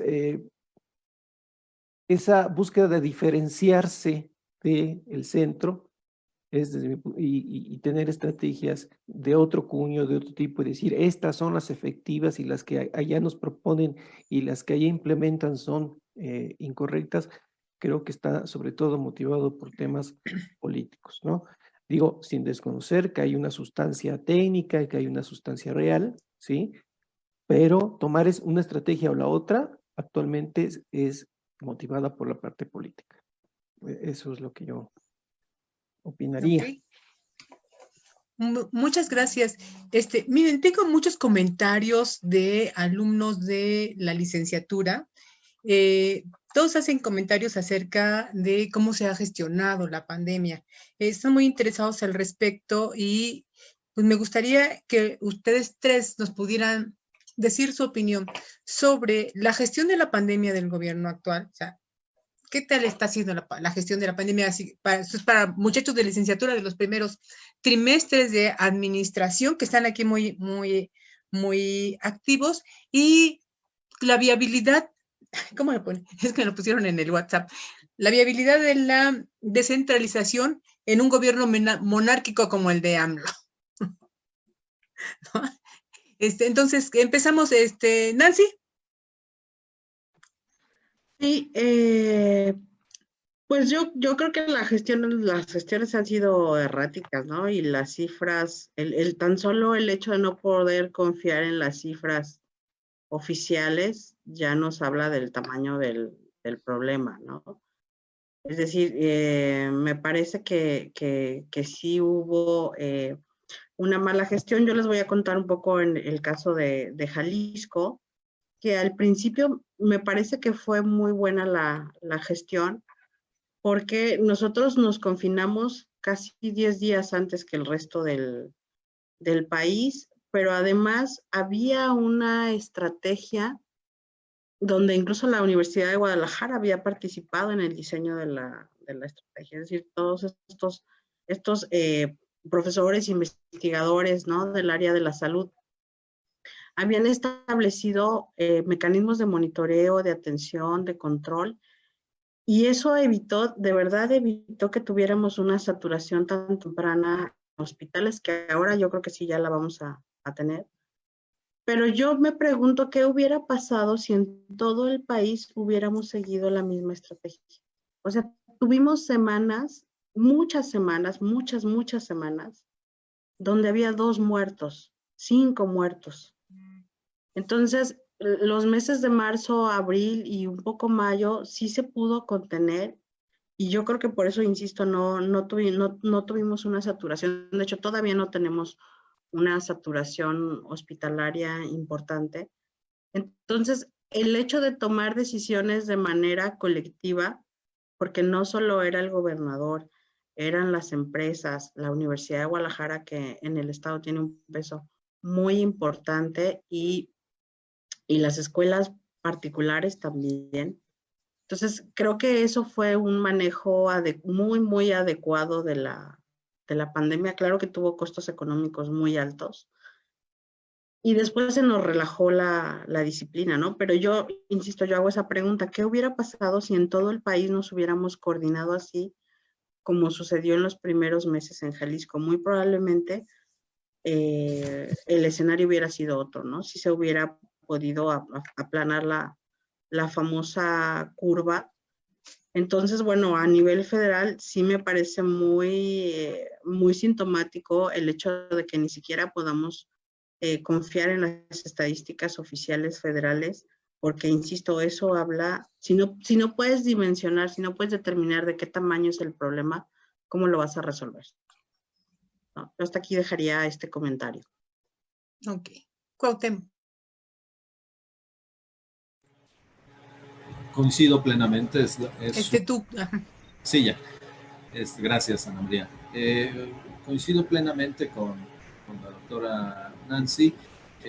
Han sido un conjunto de decisiones erráticas que, digo, con mi respeto a la disciplina de la epidemiología, me parece que puede haber personas más capacitadas para llevar adelante el tema a nivel nacional, ¿no? Hay evidencia ahí, hay incluso recomendaciones de exsecretarios de salud, que ellos sí conocen el tema, ¿no? Muchos de ellos médicos, que pueden ser útiles, solamente que como administrador público sí ves mensajes encontrados, un presidente de la República que un domingo te dice salgan, consuman, reúnanse, y un subsecretario de salud que al miércoles de esa misma semana te dice quédense en casa, ¿no? Entonces dices, bueno,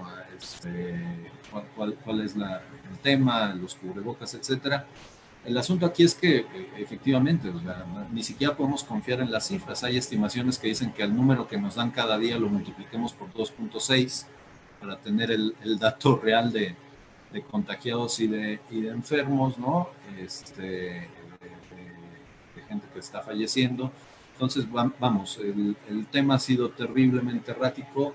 Lo que a mí me llama la atención es justamente cómo se ha reaccionado a nivel local. El ejemplo de Jalisco ya también lo mencionaba la doctora Nancy, ha sido emblemático en muchos municipios que incluso después fueron retomados por el mismo gobierno federal. En la medida de lo posible hicieron su propia estrategia de confinamiento, de gestión de la pandemia, y después fueron retomados como aquellos municipios de la esperanza, ¿no? Que fue una trampa, una medida de doble filo, porque a esos supuestos municipios de la esperanza que no habían presentado casos de contagios, pues se les dio luz verde para regresar cuando estábamos en el tope de contagios a nivel nacional, y pues el efecto es que se quedó el país sin municipios sin contagios, ¿no? Finalmente, prácticamente ahorita no hay ni un solo municipio que no haya tenido al menos un caso de COVID, ya sea nativo, es decir, de contagio local, o de paso, ¿no? La gente finalmente se mueve de un lugar a otro, y esto pues generó una dispersión de la enfermedad en los distintos municipios del país, y finalmente pues esa sería mi observación al respecto del manejo de la pandemia. Ok, muchas gracias, Raúl. Bueno, pues es que esa pregunta es muy difícil. Yo quisiera dejárselas a mis compañeros. No es verdad. Mira, me han preguntado, por ejemplo, qué opino de la gestión de la 4T en general. Y siempre he dicho, pues no sé, porque con este fenómeno yo no podría aislarlo y decir es que sus ideas, sus acciones han sido buenas o malas. Este fenómeno de esta crisis sanitaria nos ha trastocado completamente. Obviamente, por los números, no podemos decir más que es una cosa tremendamente mal llevada, ¿no? La doctora Nancy nos comentaba de que las cifras no son ni siquiera confiables. Los escenarios que se habían preparado, ¿no? El escenario pesimista ya lo rebasamos desde hace rato. Y este no es el escenario pesimista, sino súper pesimista, o no sé cómo llamarlo, el trágico, ¿no? Los escenarios que se prepararon no se llevaron a cabo. Completamente de acuerdo con mis compañeros de lo que se temo, decisiones erráticas, encontradas. Ha sido un desastre, ¿no? Absoluto. Estoy refiriéndome de la gestión o de enfrentamiento a la pandemia, no del gobierno en sí, que no sé qué esté pasando en ese sentido. Pero es muy malo, y yo solo podría decir, bueno, si los científicos, los médicos nos dicen que no pueden crear medicinas para esta pandemia y que apenas están estudiando la enfermedad porque es algo totalmente nuevo y no saben cómo enfrentarla, ¿qué diremos los administradores públicos o los gobernantes o los que estamos enfrentando desde las unidades de gobierno o desde la academia, en nuestro caso, este problema. Pues lo mismo, es un problema inédito, y de 10 decisiones, ¿cuál es la probabilidad de que cuáles de ellas sean malas y cuáles sean buenas, ¿no? Se cometerán N decisiones malas, porque así es, porque es una cuestión totalmente inédita, es una crisis que nadie sabe cómo resolver o cómo enfrentar. Esa disyuntiva entre lo económico y la salud es contundente, ¿no? O cierro y se me cae la economía, o abro y se me aumentan los casos de... Nadie puede solventar eso, nadie. Entonces, sin dejar de reconocer que se han cometido muchísimos errores, quiero hacer estos comentarios diciendo que, bueno, yo no hubiera pensado quién podría hacerlo mejor o quizá un poco mejor, pero estamos en una situación inédita en donde va a haber 10,000 errores todo el tiempo, ¿no? Eso es lo que yo digo.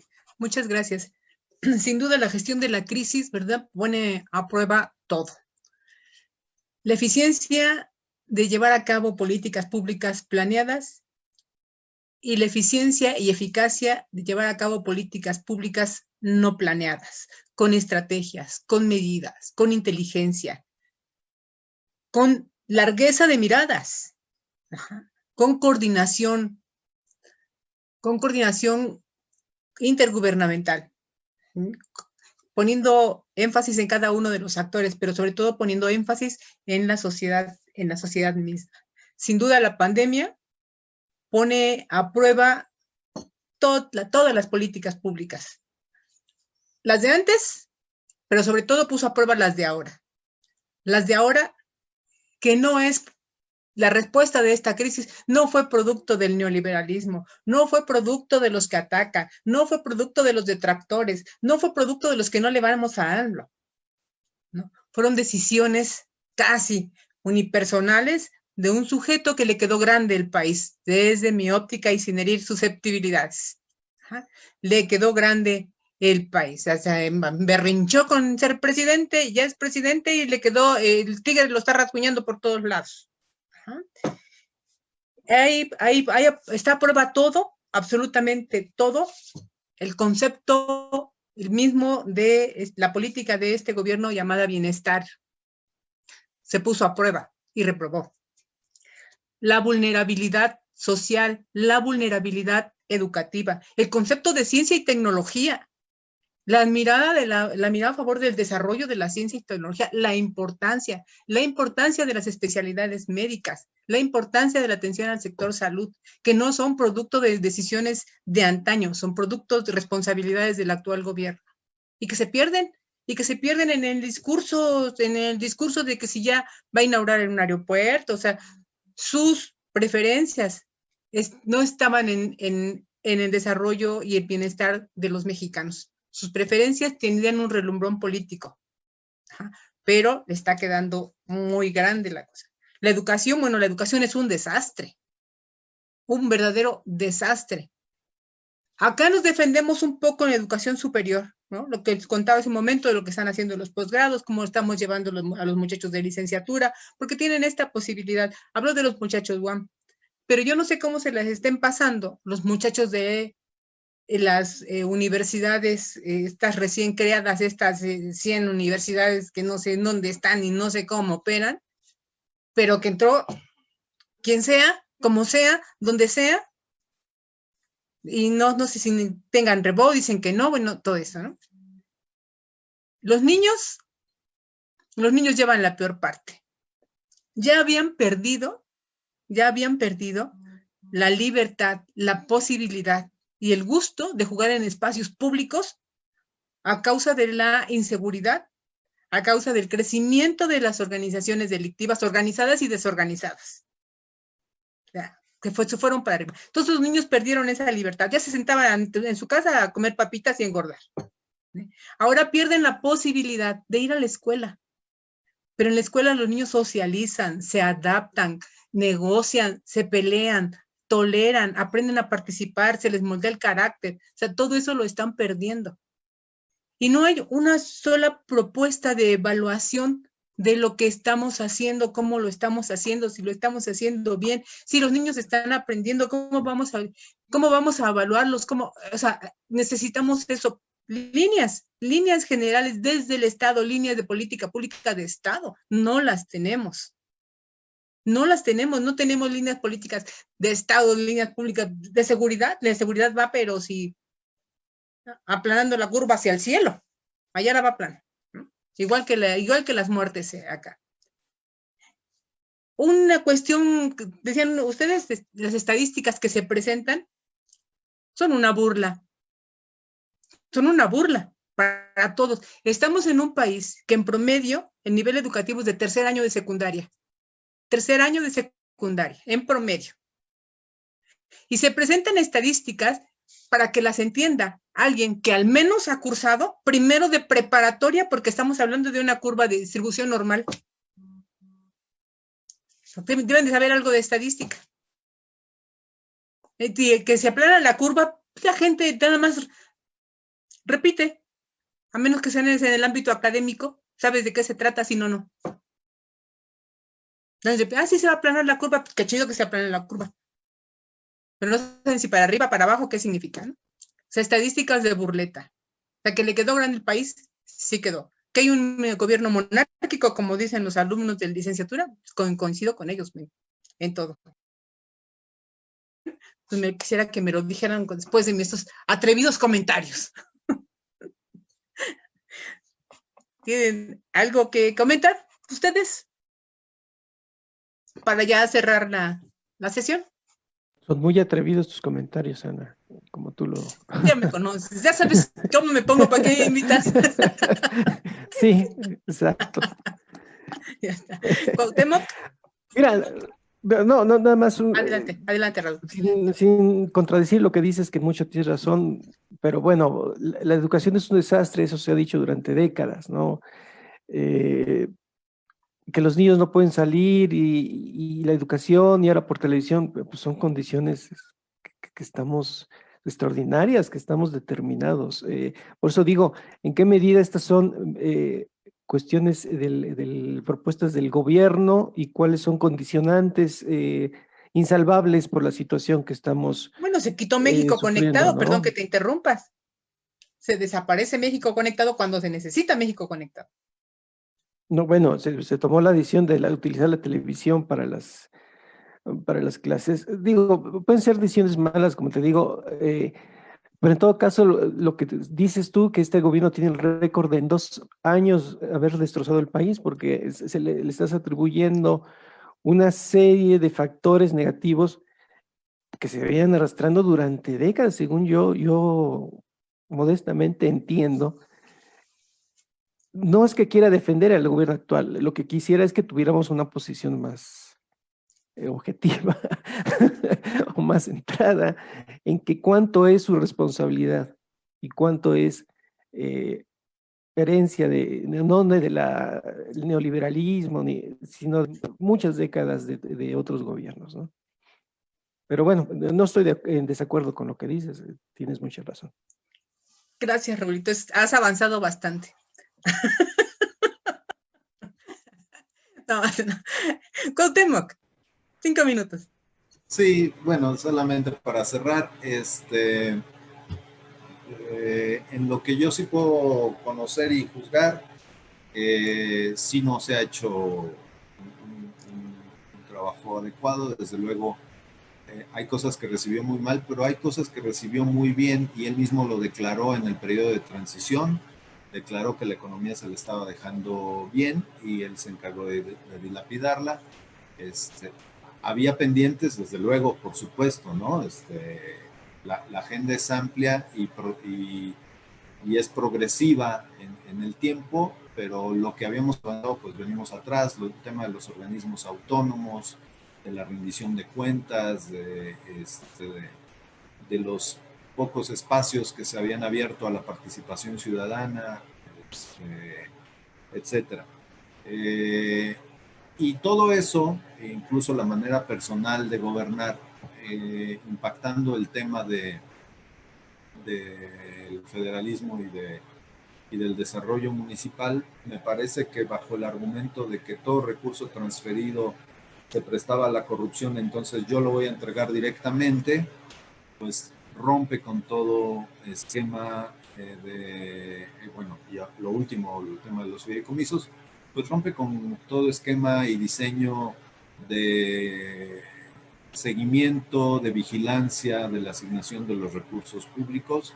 Si hay elementos para detectar anomalías, irregularidades, como se ha dicho, se hubiera seguido por el lado de la aplicación de la ley y no al revés, ¿no? En ese sentido. Y pues ya solamente para cerrar, lo que comentaba a raíz de las preguntas que se hicieron. ¿Es posible un proceso de descentralización en el actual gobierno? ¿Es posible el fortalecimiento y el rediseño institucional tanto del federalismo como de los gobiernos locales, municipales en este caso, en el país de aquí a 2024? Para mí es prácticamente imposible. Tendríamos que llegar a otro momento de la vida democrática del país, sin dejar de recordar que lo poco que pudimos haber avanzado justamente se generó a partir de los movimientos políticos y de la pluralidad local, la alternancia en los municipios en los 70s, 80s, 90s, la alternancia en los gobiernos estatales, etcétera, que presionaron al gobierno federal y al régimen de entonces a empezar a soltar cosas. La reforma de 1983 al 115, las políticas de descentralización que yo ya mencioné, etcétera, no son sino resultado, no es una concesión graciosa de que Ernesto se diga, yo soy un federalista y voy a centralizar. No, son movimientos que venían presionando y que entonces reaccionan, ¿no? Reacciona así de manera unilateral, pero a final de cuentas ahí estaba el asunto. Pero bueno, no hay manera de que en lo que queda de este gobierno podamos avanzar al respecto. Creo que los federalistas y municipalistas que estamos aquí nos vamos a tener que sentar un buen rato a esperar que haya un ambiente más propicio para lo que nosotros hemos venido proponiendo durante varios años. Gracias, Cuauhtémoc. Nancy, 5 minutos.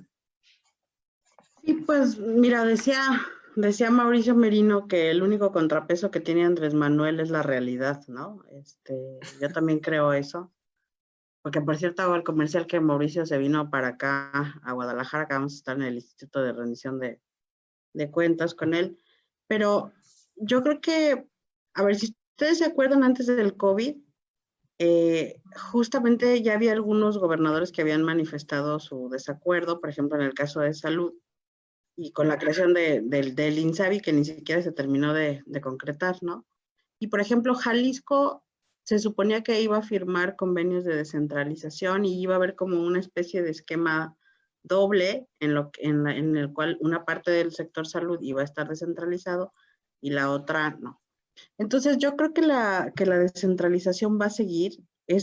Sería muy difícil desmantelar la descentralización porque no entendemos otra lógica de administración pública. Y yo creo que eso, que la realidad en algún momento, pues les va a poner freno, ¿no? No se pueden desaparecer las instituciones que en la delegación administrativa se generaron, pero esto, si le quieren ver ustedes la parte para también, la parte positiva es que está obligando a los estados y a los municipios también a depender menos. Y el aprendizaje es muy doloroso, pero sí los municipios, sobre todo los municipios urbanos, tienen que aprender a ser más autogestivos, ¿no? Justamente porque este planeador que tenemos ahora, pues no es confiable. Entonces yo creo que la descentralización se va a tener que que modificar en cosas operativas, pero no en lo sustancial, ¿no? Y les digo, me parece que como decía Merino, la realidad va a ser el contrapeso más importante, no solo para el presidente, sino también para los gobernadores. Acá mi gobernador quiere hacer una consulta, pero realmente la gente pues no sabe que es casi imposible salirse de la federación, porque Jalisco por sí solo no podría cubrir todas sus necesidades de gasto, ¿no? Entonces, pues creo que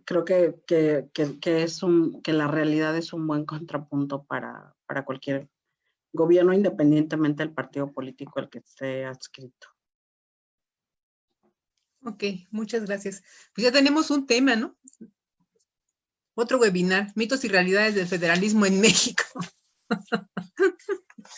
Pues les agradezco mucho, doctora Nancy García Vázquez, del Centro Universitario de Ciencias Económico-Administrativas de la Universidad Autónoma de Guadalajara, maestro Cuauhtémoc Paz Cuevas, del Colegio de la Frontera Norte, y el doctor Raúl Coronillas, de la Universidad Autónoma Metropolitana, Unidad Azcapotzalco. Muchísimas gracias por esta conversación, muchísimas gracias a todos los chicos, a todos los profesores que nos acompañaron este día. Muchas gracias por su paciencia y esperamos vernos pronto en la mesa de mañana, que seguramente les va a llegar la liga. Están cordialmente invitados. Muchas gracias.